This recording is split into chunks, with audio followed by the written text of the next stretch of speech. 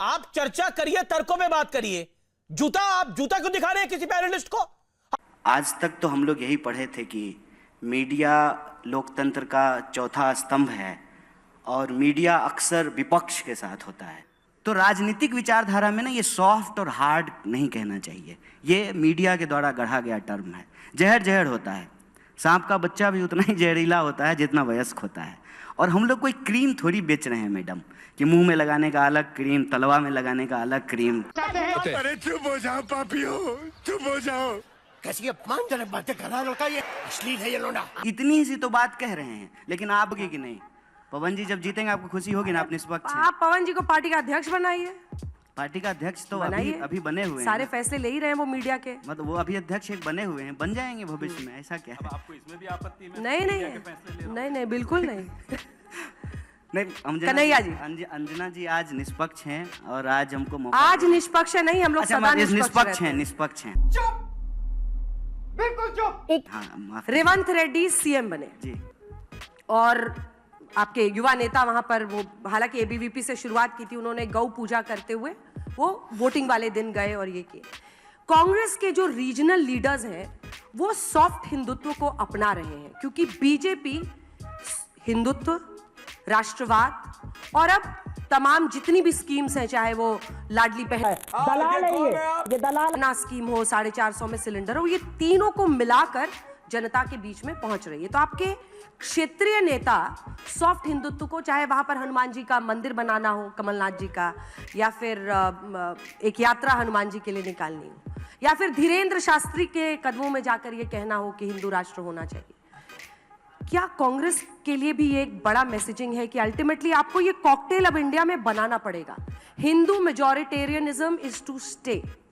देखिए, आप मैंने इस देश की आध्यात्मिक परंपरा को कॉकटेल कह रहे हैं, ये तो ठीक बात नहीं है। इस देश में ज़्यादातर लोग हिंदू हैं, हिंदू रीति रिवाज को मानते हैं। यहाँ ही हम लोग 3 लोग बैठे हुए हैं, तो क्या प्रैक्टिस करते हैं उसको छोड़ दीजिए, लेकिन सबके नाम से ही पता चल रहा है कि हिंदू हैं। मेरा तो नाम कन्हैया है, आपका अंजना है, अंजनी पुत्र पवन सुतनामा। तो कहने का पॉइंट ये है कि जब आप इसको एक राजनीतिक दल या विचारधारा से जोड़ते हैं तो उसमें एक फ़र्क होता है। जैसे हर पुरुष पुरुषवादी नहीं होता है, वैसे ही हर हिंदू जो उस आध्यात्म में भरोसा करता है, जीने के तरीके में भरोसा करता है, पाप पुण्य सही गलत स्वर्ग नरक को मानता है, वो भी जो है ना हिंदूवादी नहीं होता है। Family show.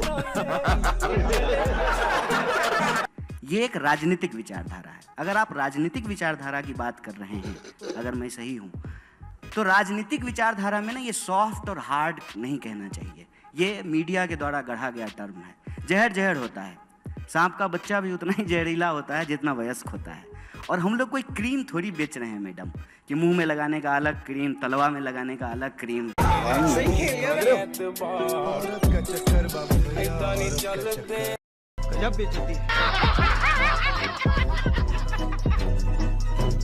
ये थोड़ी होता है, एक राजनीतिक विचारधारा है वो। और वो राजनीतिक विचारधारा जिसको आपने कहा कि हिंदुत्ववादी, उसको बीजेपी रिप्रेजेंट करती है। लेकिन कांग्रेस पार्टी हिंदुइज्म, जो इस देश का सांस्कृतिक इतिहास है, जो आध्यात्मिक परंपरा है, उसको हमेशा से मानती है। सत्यमेव जयते हमारे देश के राष्ट्रीय चिन्ह पे लिखा हुआ है, तो ये बीजेपी के पैदा होने से पहले से लिखा हुआ है ना। 1980 में बीजेपी बनी है, देश को 47 में आज़ादी मिली, 50 में संविधान लागू हुआ। तो जो भी आपको परंपरा दिखती है वो परंपरा तो चली आ रही है, और ये कांग्रेस पार्टी के बनने से भी पहले से चली आ रही है, ये गांधी जी के पहले से भी चली आ रही है। हम घर में घुस के मारेंगे। तो देश के 5000 साल के इतिहास को इस तरीके से हमको ना तू मैं की बहस में जो है रिड्यूस नहीं करना चाहिए। और कांग्रेस पार्टी ने कभी भी इस देश में किसी भी धर्म को कमतर करके नहीं आंका है। सर्वधर्म समभाव जो गांधीवादी चिंतन है उसको रिप्रेजेंट किया है। रघुपति राघव राजा राम, पतित पावन सीताराम, ईश्वर अल्लाह तेरो नाम, सबको सन्मति दे भगवान। हम सुखी, संसार सुखी, संसार सुखी तो हम सुखी। ये भारतीय चिंतन परंपरा है। मेरे ख्याल से उसको कॉकटेल आपको नहीं कहना चाहिए, ये शब्द नहीं कहना चाहिए आपको। और राजनीतिक जीत के लिए हम कहते हैं कि रणनीति जब हम बना रहे हों तो एक बात का खास ध्यान रखना चाहिए कि कीचड़ से कीचड़ को नहीं साफ किया जाता है। भाजपा से वो को हराने के लिए हमको भाजपा जैसा हो जाने का जरूरत नहीं है। आप चर्चा करिए, तर्कों में बात करिए। आप जूता क्यों दिखा रहे हैं किसी पैनलिस्ट को? रही बात जनता की, तो जनता के जीवन में धर्म उसका एक पक्ष होता है। किसी भी धर्म का कोई व्यक्ति हो, भूख सबको लगती है, डर सबको लगता है, घर की जरूरत सबको होती है, नौकरी सबको चाहिए होता है। ये जो एक नया सगुफा आज के दिन में छोड़ा गया है ना, कि अपना सीना मत देखो, पेट और पीठ जो है ना दोनों सटक करके एक हो गए हैं, प्रधानमंत्री का सीना नाप रहे हैं। आसपास जो घटनाएं घट रही हैं उसको नहीं देखेंगे, नाली में ढक्कन नहीं है वो नहीं देख रहे हैं, स्कूल में टीचर नहीं है वो नहीं देख रहे हैं, सड़कें नहीं बनी है, अनाज जो है लोगों को खाने के लिए नहीं मिल रहा है, लोग भूख से सो रहे हैं, पढ़ने लिखने के बावजूद। अंजना जी बधाई हो आपको, आप जो है जामिया से पढ़ करके इतने बड़े चैनल में इतनी बड़ी एंकर बन गई। क्या है आज जो आपके जूनियर हैं जो पढ़ रहे हैं, दर दर भटक रहे हैं बेचारे, उनको नौकरियां नहीं मिल रही है। एलुमनाई मीट में जाइएगा तो पूछिएगा, 45 साल में देश में सबसे ज्यादा बेरोजगारी है। ये सवाल है, इस सवाल पे हमको बार बार आना पड़ेगा। अलग बात है कि जो पवन जी थोड़ा तल्ख हो जा रहे हैं, लेकिन उनका रंज इसी बात से है। आपने कहा ना कि हम ऑब्सेस्ड हो रहे हैं पवन जी हमसे, आपसे ऑब्सेस्ड नहीं हो रहे हैं। सवाल ये है कि मीडिया के बारे में आज तक हम लोग यही जानते समझते आए थे कि मीडिया निष्पक्ष होता है। उसको उतनी ही खुशी होगी जब बीजेपी जीतेगी और उतनी ही खुशी होगी जब कांग्रेस जीतेगी। सरकार किसी भी की हो, सवाल पूछना है, प्रधानमंत्री कोई भी हो, उनसे प्रश्न करेंगे। इतनी ही सी तो बात कह रहे हैं, लेकिन आप भी टची हो रहे हैं, बुढ़ा मान जा रहे हैं। कोई टची नहीं हो रहा है, आप चिंता ना करें, वो और लोग होंगे जो टची होते होंगे। कन्हैया जी, कर्नाटका में जिन गारंटीज पर कांग्रेस पार्टी को इतनी बड़ी जीत मिली, जिसकी चर्चा हुई, और वहां से विद इन इंडिया गठबंधन भी कांग्रेस का कद बढ़ा, क्योंकि उसके बाद बेंगलुरु में सबसे बड़ा आयोजन किया गया इंडिया गठबंधन के साथ ही। ये कांग्रेस की जो गारंटीज थी कर्नाटक में, वो मोदी की गारंटी कब बन गई, क्यों बन गई और कैसे सफल हो गई 3 राज्यों में? आपके प्रश्न का जवाब मैं दूंगा। सबसे पहली बात तो ये कि आप बार बार ये कह रहे हैं कि हमने कांग्रेस पार्टी के 3 नेताओं को बुलाया है, तो अब 3 बुलाएं, 6 बुलाएं, 60 बुलाएं, लेकिन अगर हम एक पार्टी के नेता हैं तो हम सबसे एक ही सवाल पूछा जाएगा। ऐसा तो होगा नहीं कि पवन जी से अलग सवाल पूछा जाएगा, हमसे अलग सवाल पूछा जाएगा, और हमारा जवाब भी एक ही होगा अगर हम एक पार्टी के हैं। और क्या बात है सर, क्या बात है सर, क्या बात। ये दूसरी बात आपने कहा कि मीडिया पे दोष मत मढ़िए, बिल्कुल ठीक बात है। आज तक तो हम लोग यही पढ़े थे कि मीडिया लोकतंत्र का चौथा स्तंभ है और मीडिया अक्सर विपक्ष के साथ होता है, कोई सवाल जो है वो सत्ता से पूछता है। मुझे इस पे कोई गिला शिकवा नहीं है, क्योंकि आपने एक शायरी पढ़ी थी तो हम भी एक पढ़ देते हैं आपके लिए कि हमने इस दौर के अंदाज निराले देखे, फैसला कत्ल का कातिल के हवाले देखे। तो कोई बात नहीं है, ये वक्त की बात है और बिल्कुल आप पे कोई दोषारोपण नहीं है, गिला शिकवा नहीं है। और आपने कहा कि कांग्रेस पार्टी हार गए, आप बीच में ये भी कहा आपने कि राहुल गांधी हार गए। कांग्रेस पार्टी हारे, राहुल गांधी हारे, ये 2 अलग अलग चीज़ नहीं है, ये एक ही बात है। पार्टी की जीत में राहुल जी की जीत है और पार्टी के हार में राहुल जी की हार है। राहुल जी की जीत से जो है पार्टी की जीत जुड़ी हुई है, ये अलग अलग चीज़ नहीं है। और इस बात में कोई दो राय नहीं है कि संख्या बल के हिसाब से हम देखें तो परिणाम जो है हमारे पक्ष में नहीं है। और आपने बिल्कुल सही आंकड़ा दिया है कि जो हिंदी पट्टी है उसके ज़्यादातर राज्यों में बीजेपी की सरकार है, बिल्कुल ठीक बात है, फैक्ट है। सवाल ये है कि इस देश में भारतीय राष्ट्रीय कांग्रेस एक पार्टी है जो कई सालों तक सत्ता में थी, सरकार में थी, उससे पहले जो है आज़ादी के आंदोलन में हिस्सा ली, देश को आज़ादी दिलाई, और अभी विपक्ष में है। ये एक स्वाभाविक प्रक्रिया है, जो खेलता है तो कोई हारता है, कोई जीतता है, इसमें कोई दुर्भावना वाली बात नहीं है। लेकिन मैं आपको इन सब चीज़ों के अलावे विशेष रूप से इस बात का धन्यवाद देना चाहता हूं कि आप गारंटी शब्द लेकर के आए और जो प्रश्न आप हमारे दोनों वरिष्ठ नेताओं से पूछ रहे थे, और पवन जी को बोलने का हमसे ज़्यादा बिल्कुल हक है क्योंकि वो हमारे मीडिया चेयरपर्सन हैं, मीडिया डिपार्टमेंट को हेड करते हैं, तो स्वाभाविक रूप से उनको ज़्यादा बोलना चाहिए।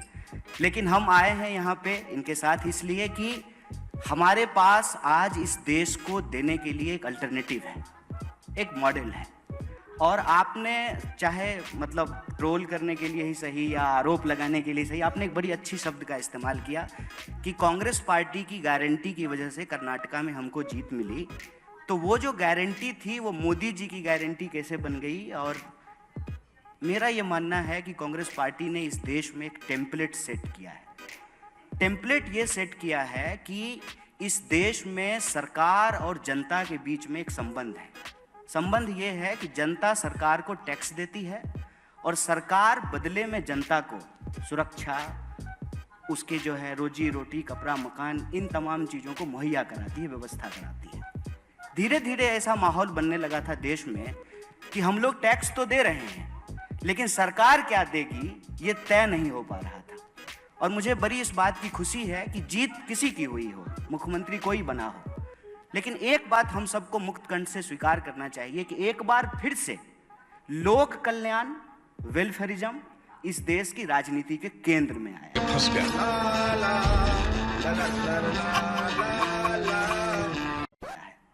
पहले क्या था ना कि दिन भर हिंदू मुसलमान की बहस में रोजी रोटी, कपड़ा, मकान कहीं छुप जा रहा था। अब तो ये बहुत अच्छा हुआ ना अंजना जी कि हमने कहा कि हम 500 में सिलेंडर देंगे, मोदी जी ने कहा कि हम 450 रुपया में देंगे। तो अब विपक्ष की तरह जो है हमारे पास ये काम है कि कल को हम सिलेंडर लेकर के दिल्ली की सड़कों पे जाएं और मोदी जी से पूछें कि आप चुनाव के वक्त बोले थे कि हम 450 में सिलेंडर देंगे, तो कब दीजिएगा। ये है देश को आगे ले जाने वाली बात, ये है सकारात्मक राजनीति कि अगर हम इस देश में एक टेम्पलेट सेट कर रहे हैं कि हम बोल रहे हैं कि अगर इस देश में एमपी को, यहाँ हमारे मेंबर ऑफ पार्लियामेंट बैठे हुए हैं, अगर उनको पेंशन मिल सकता है तो इस देश में कांस्टेबल को कहीं नहीं क्यों नहीं मिल सकता है, टीचर को क्यों नहीं मिल सकता है, जो सरकारी नौकरियां करते हैं उनको क्यों नहीं मिल सकता है। अब ये टेम्पलेट सेट हो रहा है कि हम कह रहे हैं कि अगर आप इस देश के बड़े कॉरपोरेट का कर्जा माफ कर सकते हैं, 10,60,000 करोड़ रुपया आपने माफ किया है, और आपने किसान निधि के तहत 2,60,000 रुपया किसानों को दिया है, तो ये बेईमानी क्यों? देश के मुट्ठी भर जो है उद्योगपतियों को, व्यापारियों को आप 10,60,000 करोड़ रुपया दे रहे हैं और देश के किसानों को मात्र 2,60,000 करोड़। तो मेरा मानना है कि जीत किसी की भी हो, अल्टीमेटली इस चुनाव में और इस चुनाव के बहस में एक एजेंडे की जीत हुई है। और ये वो एजेंडा किसका है? वो एजेंडा है सरकार के तौर पे आपकी जिम्मेवारी क्या है, जनता के तौर पे किसकी भागीदारी हो रही है और किसकी भागीदारी नहीं हो रही है। महिलाओं को चाहे डायरेक्ट कैश ट्रांसफर हो, उनका खाता खुलना हो, सबको पक्का मकान दिलाना हो, 5 किलो अनाज हो, तो ये तो पुराने नेता हैं कांग्रेस के, आपको बताएंगे। इसमें से कोई ऐसी योजना नहीं है जिसकी नींव कांग्रेस पार्टी के द्वारा नहीं रखी गई। इंदिरा आवास योजना के तहत गरीबों का पक्का मकान बनाया जाता था, पीडीएस सिस्टम के तहत जो है गरीबों को जो है अनाज दिया जाता था, और डायरेक्ट कैश ट्रांसफर करने के लिए इस देश में आधार की योजना लाई गई। पहली बार ऐसा हुआ कि बायलैटरल एंट्री से कांग्रेस पार्टी एक ब्यूरोक्रेसी का सिस्टम लेके आई कि हम आधार कार्ड बनवाएंगे, सबका खाता खुलवाएंगे और डायरेक्ट कैश ट्रांसफर करेंगे। और मैं आपको याद दिला दूं कि 2019 में कांग्रेस पार्टी का जो एजेंडा था उसमें राहुल जी ने बार बार एक योजना की बात की थी, उन्होंने न्याय की बात की थी कि पूरी दुनिया में जब यूनिवर्सल इनकम की बात हो रही है, अगर हम ये कह रहे हैं कि दुनिया में भारत जो है फास्टेस्ट ग्रोइंग इकोनॉमी है, 5 ट्रिलियन की इकोनॉमी हम बन जाएंगे, तो फिर हमको ये देखना पड़ेगा कि धन का बंटवारा क्या है। जैसे अगर हम ये देखेंगे ना, अगर हम आज तक चला रहे हैं मान लीजिए, या ललन टॉप चला रहे हैं, तो अंजना जी को कितना सैलरी मिल रहा है, और अंजना जी का दफ्तर साफ करने वाला जो स्वीपर है उसको कितनी सैलरी मिल रहा है। एक अंजना जी की सैलरी में कितने ड्राइवरों को सैलरी मिल सकता है। ये जो धन का बंटवारा है ये देखना पड़ेगा, क्योंकि आंकड़ा ये कहता है कि इस देश में 1% लोगों के पास 99% प्रॉपर्टी अकोमुलेट हो गई है। तो 99% जो लोग हैं उनके पास जो है दोबारा रोजी के लिए, रोजगार के लिए, शिक्षा के लिए, कपड़े के लिए, उनके बच्चों के जो है भविष्य के लिए सरकार क्या उपलब्ध कराएगी। और मैं बहुत खुश हूं इस बात से, चुनावी परिणाम जो भी हो, कि एजेंडा कांग्रेस पार्टी का जीता है। और आप जान लीजिए कि जाति जनगणना का प्रश्न जो कांग्रेस पार्टी उठाई उसमें किसी जाति को किसी जाति